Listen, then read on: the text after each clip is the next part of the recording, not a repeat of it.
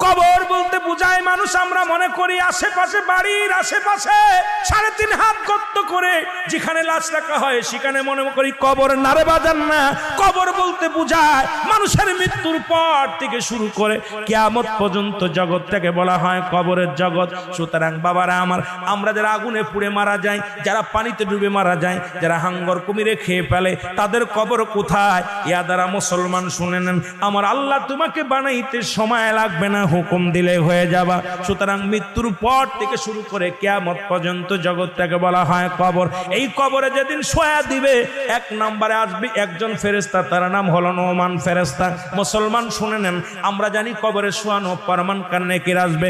এই ভাইরা আমার, মুনকার নেকির আসার আগে নোমান ফেরেশতা আসবে, কবরে ঢুকে যাবে। সব মুসলমান ডাকতে বলবে, ভাই ওঠো, তোমার ভিতরে রূহটা দেয়া হলো। আজরাইল আলাইহিস সালাম রূহটা বাইর করেছে, আমার আল্লাহ তোমাকে জানটা দিয়ে